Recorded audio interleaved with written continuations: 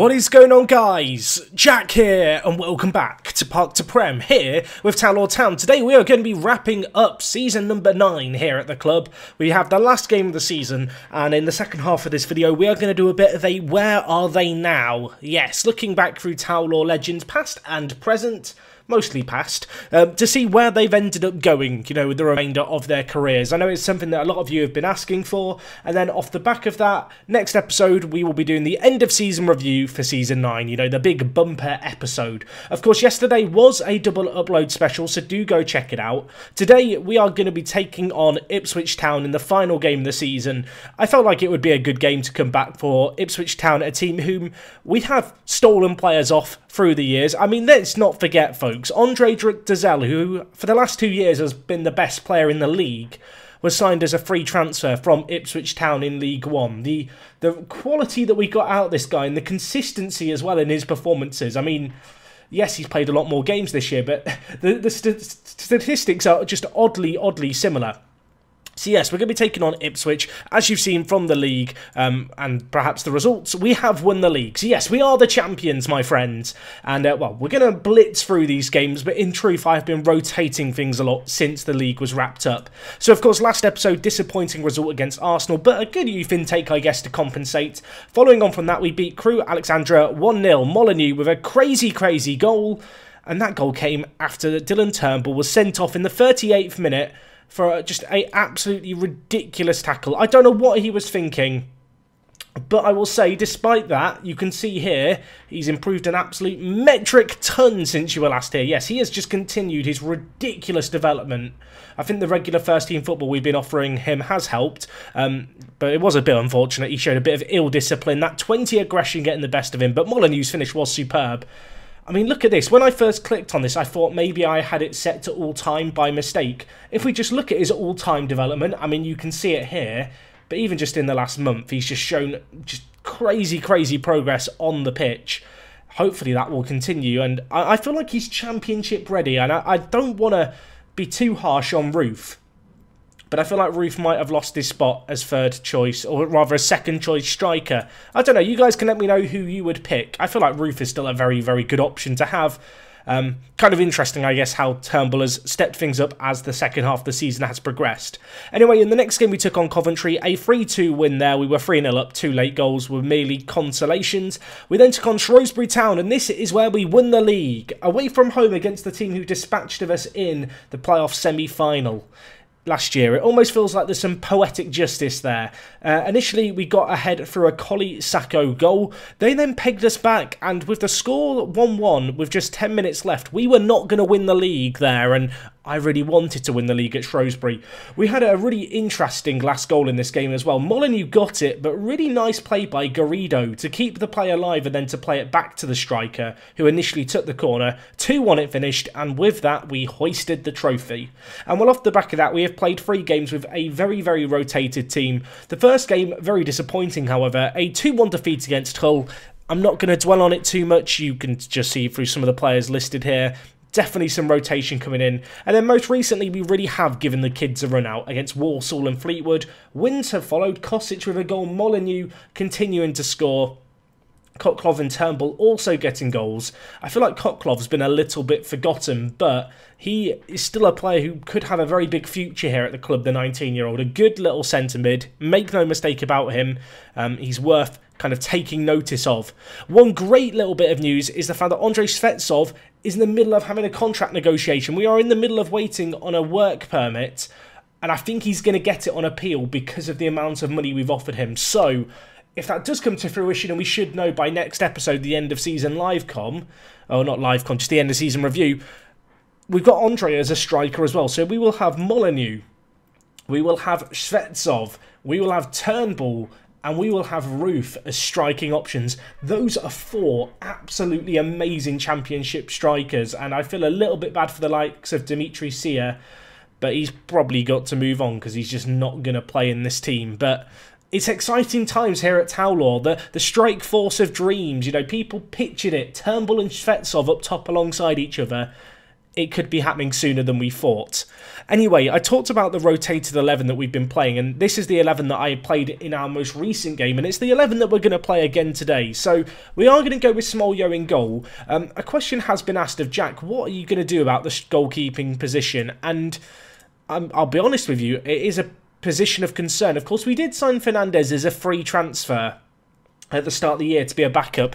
Only had to call upon him once. He didn't really inspire me in that game. I have been looking at young goalkeeping options. There is one player who I'm particularly excited about, and it's this guy, Mamadou Gebo. Now, we have agreed a deal with Cannes to sign him. He's 17 years old, ambitious personality, capped for France's under-19 squad. I'm a little bit concerned about his inconsistency, but they want 1.1 million, and there's some big teams interested in him. It feels like it could be a very, very good deal. It's just that inconsistency scares me. So I am kind of trying to plan ahead with the goalkeeping position, but in an ideal world, of course, Smolyo would just extend his loan for another year. But if I'm not mistaken, and I'm pretty sure I checked this just before we started recording, you can see here Watford still not that interested in loaning him out, unfortunately. Anyway, in terms of the defence, a few familiar names here, because in truth, we've given a lot of youngsters first team opportunities when it comes to our defence. Mr. Dessa is looking really, really good, continuing to develop. Not had the best performances when he's played in the first team, but at least he's not been sent off recently. In centre-back, it's two players who in truth have played regularly throughout this year. Ronnie Williamson at left centre-back made his debut for the Northern Irish national team recently. That is a huge landmark for a 19-year-old. Really, really like this guy. Consistent, loads of room to improve, great in the air. Over the course of this year as well, and indeed, since he's joined the club, you can see just crazy, crazy levels of improvement. And apparently he's still got potential to fulfill. So we're going to be sticking with him. Alongside him, probably the hot prospect when it comes to defenders, Vasily Ignatovic.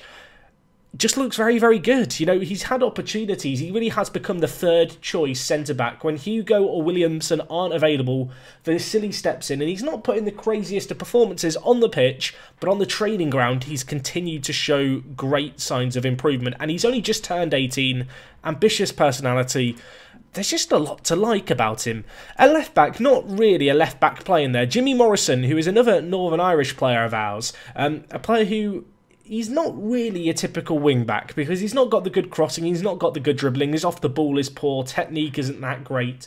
I feel like his future lies as a centre-back, but he does lack a little bit of that aerial ability. Not going to get too carried away though because he's 18, so he's got loads of time to improve. I just felt like with this end of season run, whilst we might have a few better left back options, I'd rather give a chap like this a chance to show us what he's made of, give him some first team opportunities, and to be fair, he's got a 7 rating across 2 games, so I'm not going to knock him too much. Anyway, into the midfield, we've already talked about Koklov, but of course one of the Russian players who joined us a number of years ago, only got a work permit this year, has started to make the odd appearance here and there. I feel like this guy is the starter, and the main course is going to be Shvetsov, hopefully playing for us next year. Alongside him, Brodie Gates has been given an opportunity. I really feel like I bigged up this guy, and I've really bigged him up off the back of just how much development he's done so far in his very young years here at the club. I've not seen many players have this level of development across 2 full seasons. But yes, he's gone on to make a couple of appearances in the first team in the last 2 games, a 7.2 rating in them as well, and you know what? He's not the craziest playmaker. He's got great vision. His passing's a little lacking. But so far, I've been relatively impressed by what he's done. You know, he's not going to be in the first team next year, but I want to give him an opportunity whilst we can, and he's done okay with it thus far. Anyway, in the attacking mid positions, unsurprising to see Kosic here. Worth noting, he's now accomplished at left attacking mid, so he really has picked up that position quickly this year, which is great, because it's always an ongoing concern having, you know, inverted wingers playing, you know, onto their stronger foot. You don't want them cutting inside onto their weaker foot. So the fact that Kosic can now play out on the left is a good sign. You'll notice that out on the left at the moment we've got Darren Bird, who is a player who is tipped to be one of the hot prospects at the club, one of the best potential players. I'm just a little bit discouraged by how much he's developed over his first year or so at the club. Don't get me wrong, he's made some progress, but you know, when you compare it to some others, he's been a little lacking. I feel like he's been in the shadow of Turnbull as well, but he could only play on the left, so that's where he's played. That's why Kosic has been out on the right. And up top, you know what? I've not really changed things. I've gone with Turnbull, continuing to do his thing, continuing to develop like absolute craziness. And alongside him, we've got Molyneux, who He's been the player of the year in terms of strikers. 22 goals, 8 assists, a 7.49 average rating in the league. And you know what? He might be a little out of place in this youth 11, but he is only 21. So in my heart and by all accounts, really, he's still an exceptionally young player. The good news is, the older players, they've not been too annoyed about being, given a rest. And it's nice to kind of, when you look at the starting 11 for this game, we have 2 players in their 20s, and the rest are just, part of a very hopeful golden generation at the club. I talked about the striking position with us having Molyneux, Turnbull, hopefully Shvetsov, and of course Ruth. There's a few other positions now where we're going into the Championship, and because of the quality of the youth prospects we have and how much they've developed, I don't feel a massive pressure to go out there and side a big name. Traditionally when you get promoted to the Championship, you might be lacking that goal scorer who's just ready-made for that tier, but I genuinely feel like we have it here at Towlaw in, well, 3 or 4 players in truth. It's a great position to be in. Obviously, this game here is going to be a little bit of an exhibition against Ipswich Town. It doesn't matter in the grand scheme of things. We're just giving youngsters first-team opportunities.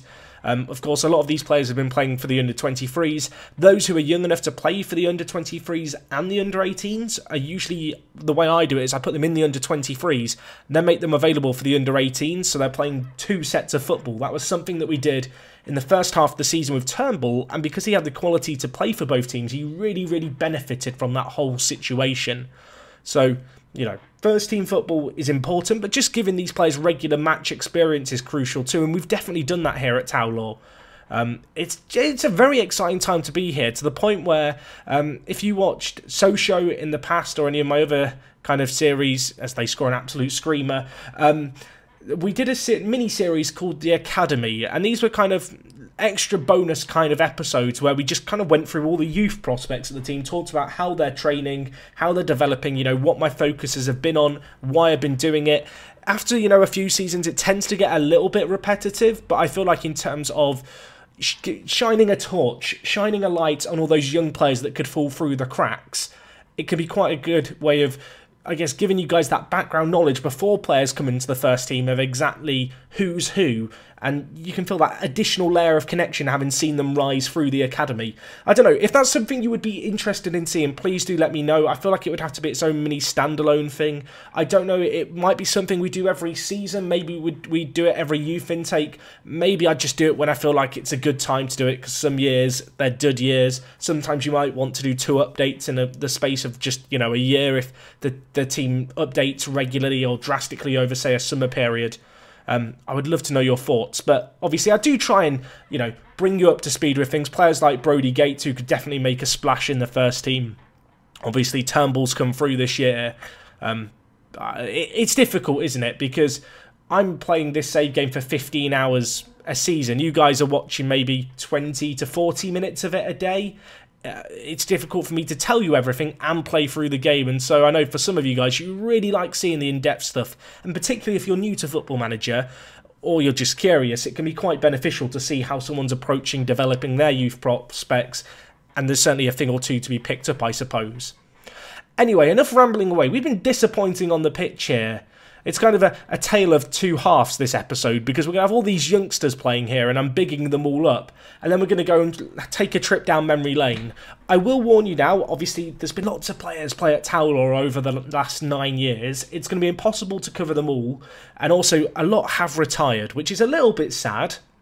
But I think what we'll do is, I've got the shortlist. I have kept a shortlist going of all the players formerly at the club, and then what we'll do is we may maybe look through the best 11 as well, year on year, just to have a look at, some of the star players, I suppose. As we have a chance in Turnbull, I mean, he scored it. Mr. Dessa's been given the assist. I'm not sure how Mr. Dessa can claim any role in that. His ball's whipped to the back post. I think it hits the defender, and it's kind of falls into no man's land. And Turnbull, I mean, to be fair to him, 20 aggression, lunges like a snake.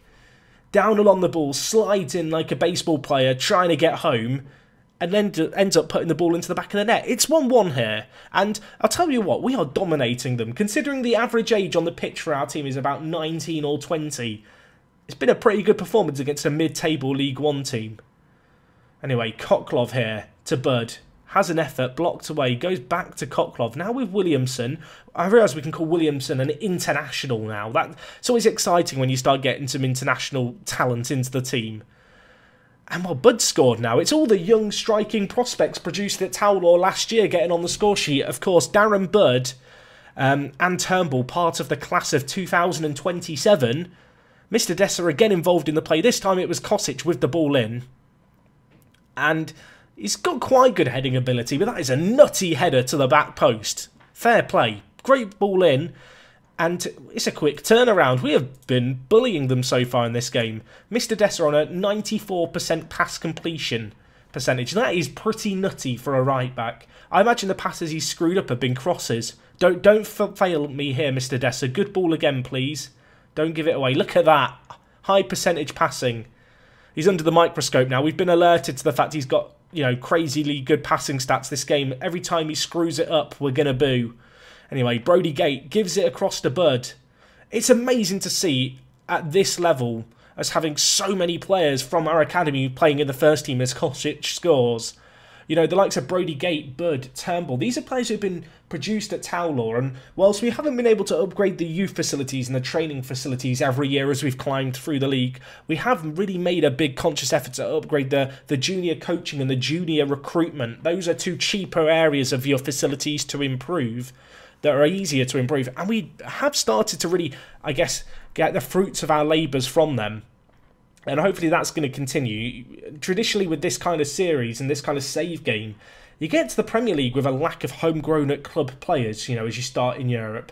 I have a hope, and maybe it's a bit of a misplaced hope and a bit, I guess, what's the word? I'm a bit deluded.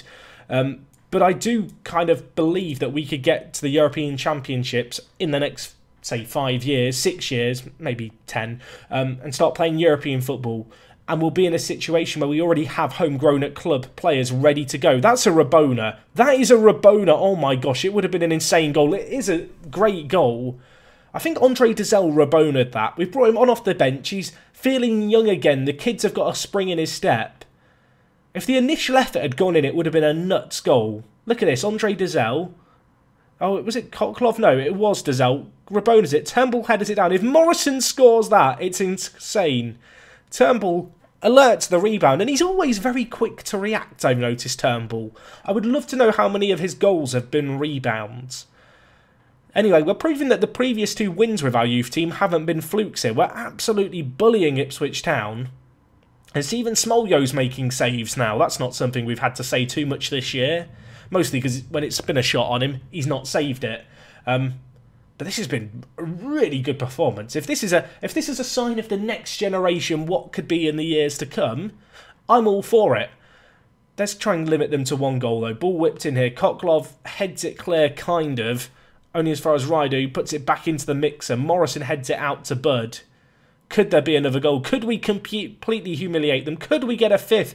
Bud skips past his man. Where's he going? Where's he going? Finish it, Bud. Oh, Buddy. I mean, we've got to call him Buddy, right? That's inevitable. That could have been an insane goal. One to remember, perhaps, in his live com debut. Unfortunately, the keeper has denied him. It's kind of funny that the last game of the home season... Oh, the last home game of the season, rather. All the players doing their lap of honour around the pitch, and it's just the youth team. All the first team players are already, you know, in Mallorca just partying it out. The kids have been left behind to do the job, but they get their lap of honour, and they deserve it. We finished on 99 points for the year.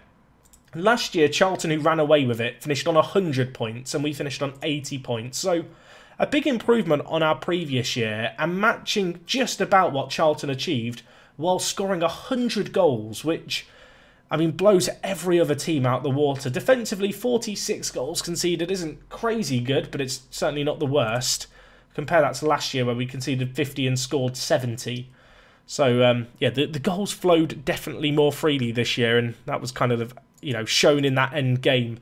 Turnbull picking up the man of the match performance. Let's give him a little praise. I know he'll appreciate that. But anyway, before we go today, of course, we've got the second half of the episode. So next episode will be the traditional end of season live com. We'll play forward to when all the awards are given out and all that stuff. But for now, we're going to have a look at the former players' shortlist. And I think logically, we should probably just sort by value here. So here you have a list of, by value, some of our players old. So a few of the players who we've sold in recent years, of course, Cyril Baumann went to West Brom for £10 million. He's been on loan at the Championship and played absolutely awfully, so that makes me feel good. CC again this year is another player who's been on loan in the Championship. Of course, we sold him for £9.5 million. So two players we sold for a combined outlay of about £20 million, but with loads of additional sell-on clauses. Have just not done it in the Championship this year, which is interesting. Dimitriou, another one of the younger players that we sold, although we sold him a few years ago. He's actually putting some really good numbers, to be fair, for Lille's second team. Has he developed that much since we last saw him? He hasn't. I did pose the question a couple of episodes ago about, do we sell the sell-on clause that we have? Now, the sell-on clause that we have with him has actually shot up. And if I'm not mistaken, he has signed a new contract this year. So I'm not going to sell on the £2 million clause, because we could alternatively end up with 50% of whatever he goes for.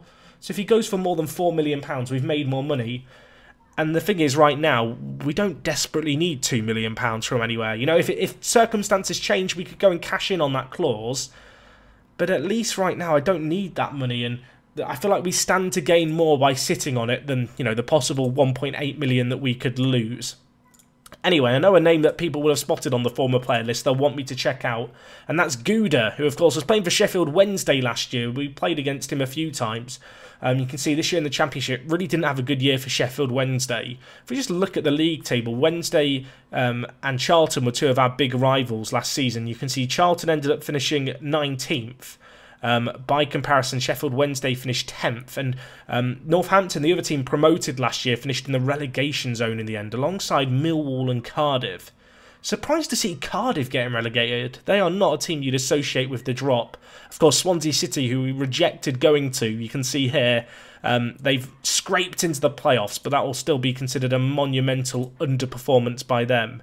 Yaros is a player who I have been looking at. Of course, he was our goalkeeper for a very short stint when we were in the non-league.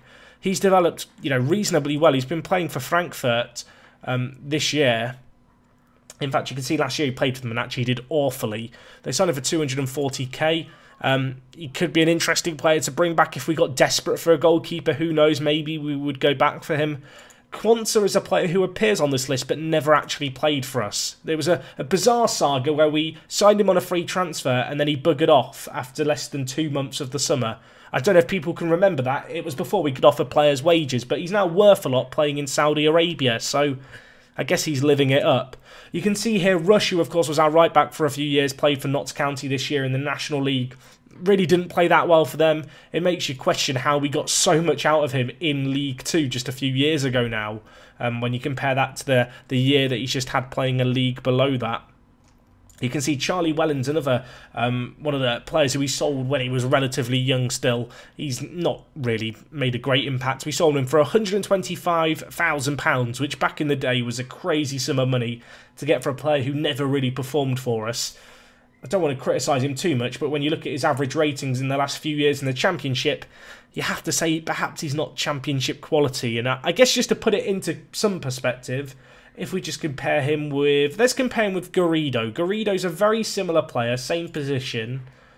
I mean, there's kind of a sign of the progress that we've made. We've got an 18-year-old in our team who's so much better than him. It feels good. Feels very good. Brent Murray's a player who we lost whilst he was a bit of a hot prospect. I'm pretty sure we signed him from Liverpool, if I remember correctly.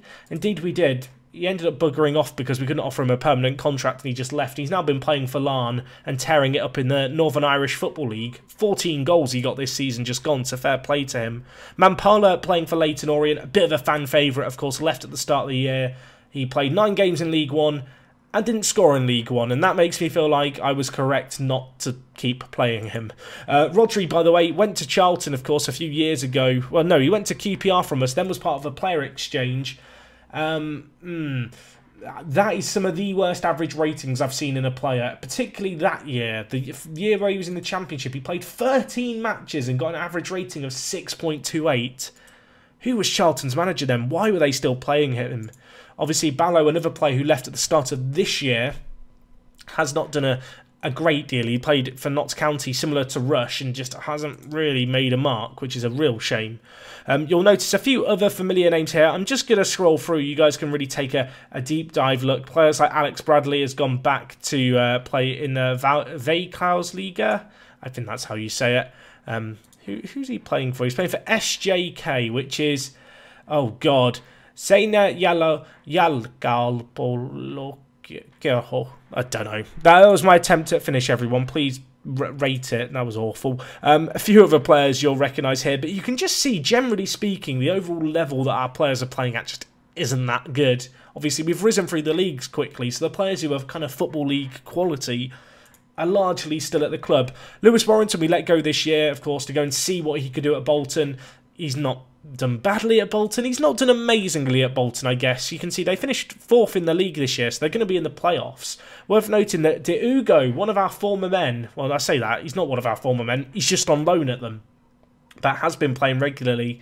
Hasn't played particularly crazily well, but he's clearly doing something right because they're 4th in the league. I feel like we've got a soft spot for Bolton at this point. We're trying to help them out by giving them some of our players. Then, well, they're doing okay so far. Kumwenda, I'm sad that we let him go at the start of the year. I'm still upset about it. His contract expires at the end of the year. Boston haven't given him a new deal. Played 3 games for them in the National League. 6.84 average rating.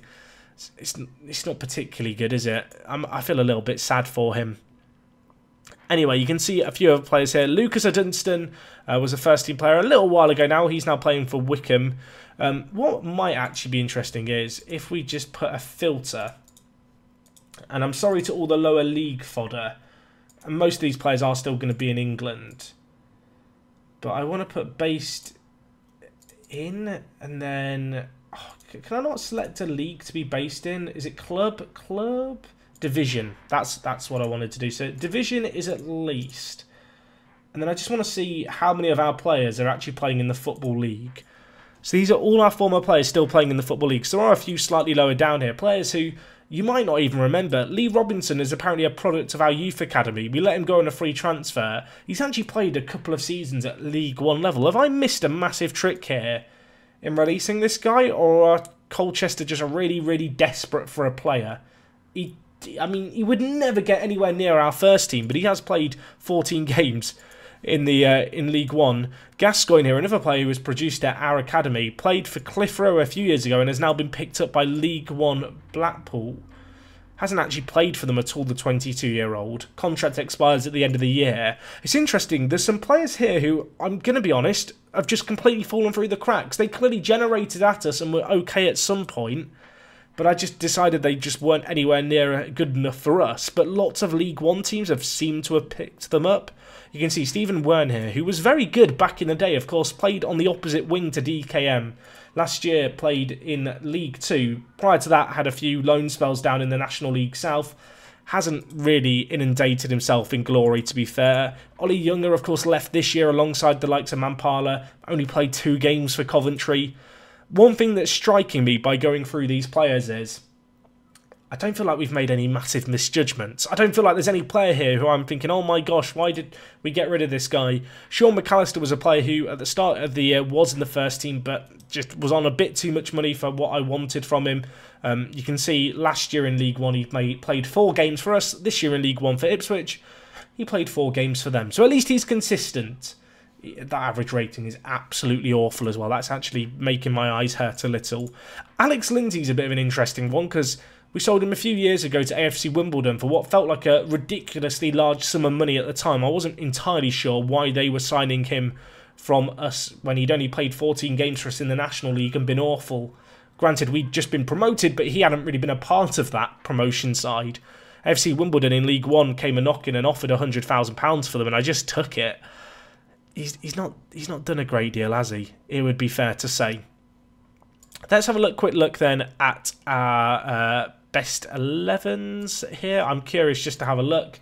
So Season 1 Best 11, players like Ryan Ferguson unfortunately retired from football. He requested to be released earlier this year, the postman. I know someone's going to be sad because of the fact he's been retired, but he wasn't going to sign a new contract with me this year, so he would have just left anyway. It was inevitable. Mcallister retired. A lot of these players are going to have retired for various reasons. Kelledy retired. Sonny Best is still at the club and I offered him another new contract. So for the Sonny Best Appreciation Society, I know he doesn't get any love here.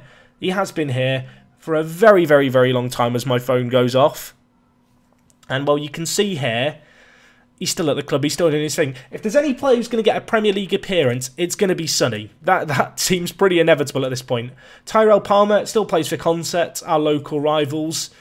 I'm still upset he left us all those years ago to go and play against our big local rivals. He's still stuck in the same tier. Luke Ferguson retired. Donnelly Blackburn retired. Carter Thompson retired. Greenwood didn't retire. He plays for Barrow.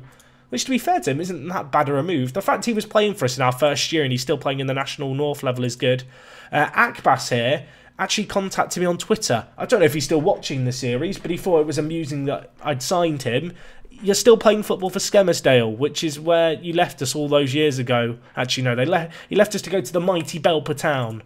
Now with Skelmersdale. I don't know how to feel about that. And Callum O'Neill plays for Bedworth. So, of these players, many have retired. That's kind of to be expected because I did unload a lot of the very lower English leagues as we got promoted just because the whole game slows down so much. Obviously, as we go through the years, it's going to be lots of similar players. Stanley here actually plays for Oxford United. Hasn't made an appearance for them this year. Was part of a player exchange, apparently. He's a bit of a weird career, that. He's moved around a hell of a lot, not really played a great deal.